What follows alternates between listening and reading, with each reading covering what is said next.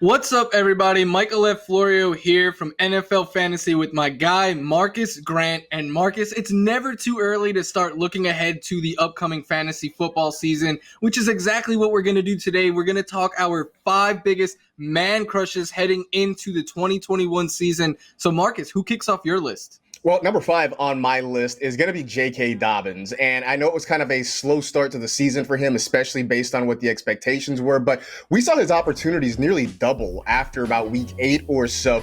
The one downside I have, though, is that his target share sort of went down in the back part of the season. But I do think going forward into next year, one bright spot is that Mark Ingram is no longer there. So that is one less impediment to him getting on the field and getting touches in what is still a pretty run-heavy offense. I mean, I'm in. Are you following me? Are you buying in on J.K. Dobbins next year?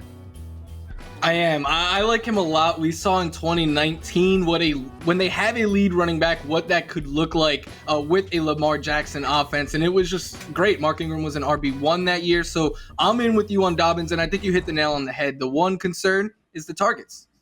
Absolutely. I think they need to throw him the football more. We'll see if it happens, though, in 2021. They're able to get that going. Number 4 on my list is Antonio Gibson. I mean, speaking of a guy who gets targets, he was primarily a wide receiver at Memphis. He stepped in, and this was his first year ever as a full-time running back. Did a great job with it, averaged 4.7 yards per carry. This is a guy who had 33 total carries in 2 seasons at Memphis and looked like a natural running back in Washington. Plus, his pass-catching ability gives him the potential to be a 3-down back there in Washington. Number 3 for me is CeeDee Lamb, and this is pretty much an easy call for me. Averaged nearly 6 receptions and more than 86 receiving yards per game over the first 5 weeks when Dak Prescott was healthy. Now, obviously, things sort of fell apart for everybody in that Cowboys offense once Dak went down with the injury. But if Prescott is back and healthy next year, I look for big things from a guy who looked great as a rookie and who I think has the highest ceiling of anybody in last year's rookie wide receiver class that we all thought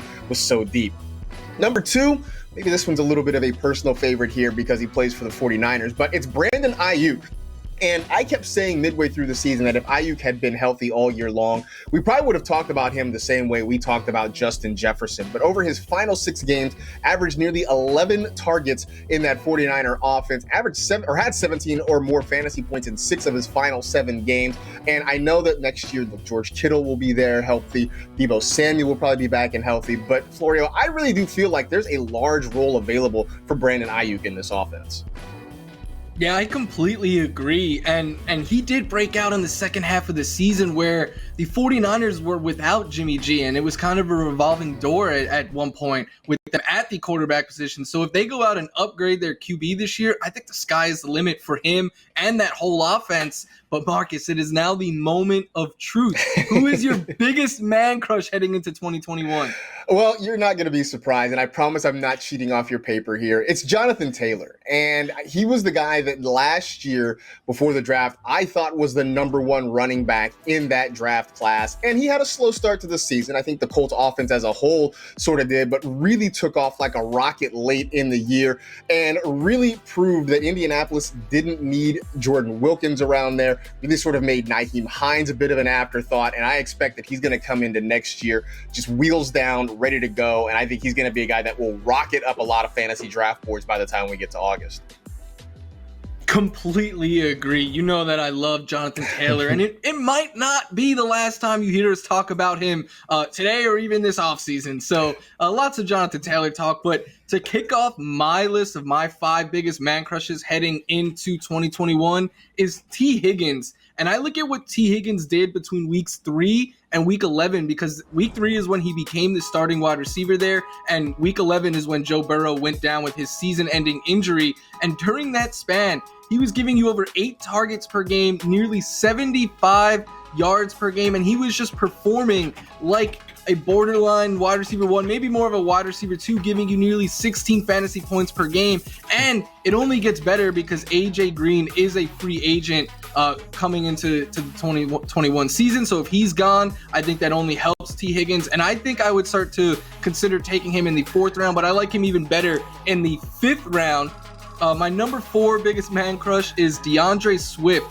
And this year, in a year where Swift only played a third of the snaps and missed time due to injury, he was still a top 20 running back in points per game and total fantasy points. He finished in the top 10 in catches per game. He scored 10 touchdowns in 13 games this year, and we saw that he could do it in the passing game. We saw that he could do it near the goal line, and what I like most is Anthony Lynn is now the offensive coordinator there, and in 4 years with the Chargers, 26% of the passes and 41% of the touches went to a running back. So, Marcus, I'm in on DeAndre Swift, and I would consider taking him in the second round. Are you in as well, or am I a little too high?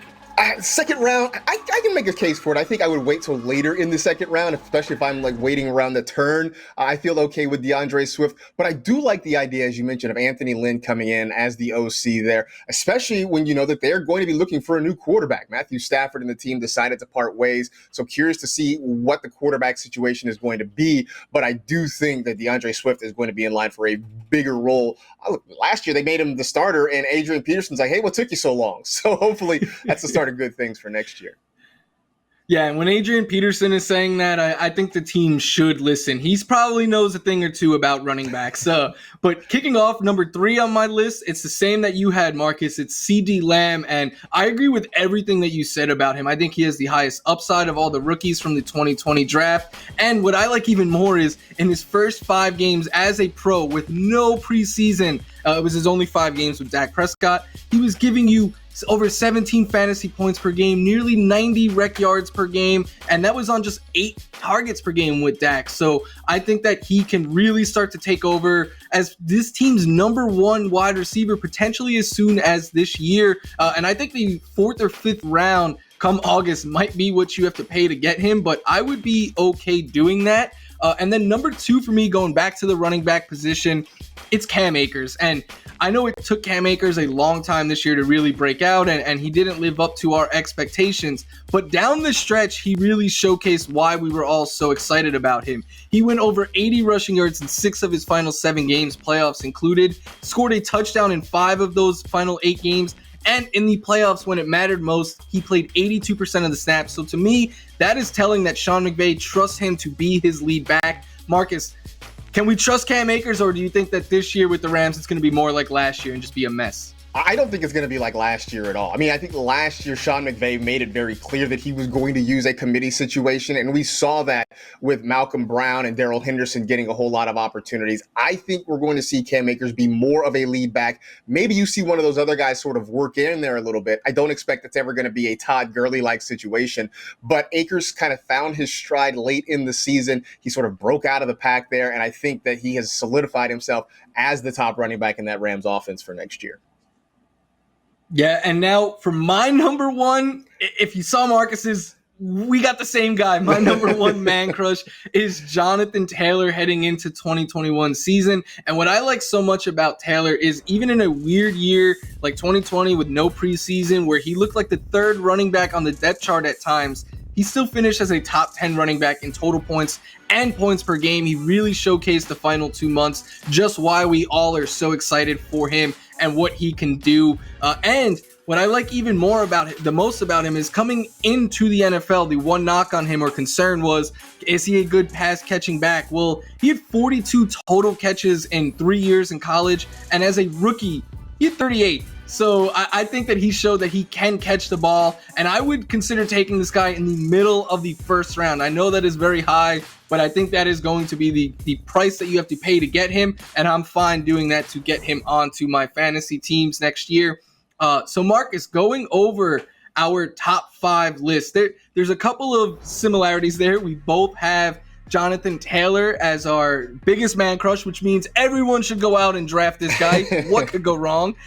You have Brandon Aiyuk at number 2. I have Cam Akers. We both have CeeDee Lamb number 3. So again, go out and draft that guy. And then you have Gibson and Dobbins rounding out your list, while I have DeAndre Swift and T. Higgins. So Marcus, it is safe to say that we both really like year 2 players, but is there anyone who just missed out on this list for you?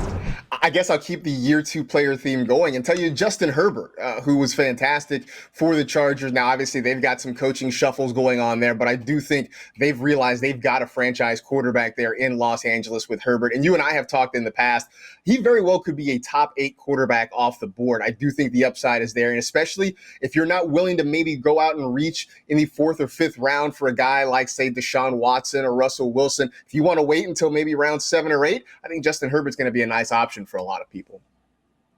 I like that call as well. For me, it wasn't a year 2 player who just missed. I was debating including Will Fuller or Irv Smith Jr. there, but I went with T. Higgins just over those guys. So they just missed out. But that's going to do it for us here today. But if you want to hear more from Marcus and myself, just head over and download the NFL Fantasy Podcast, which you can find NFL.com/podcast or wherever you get your podcast. Right there, Marcus is pointing to it. Just go there, download it, and get all of the fantasy goodness that we have to offer. And as always, thank you everyone for watching.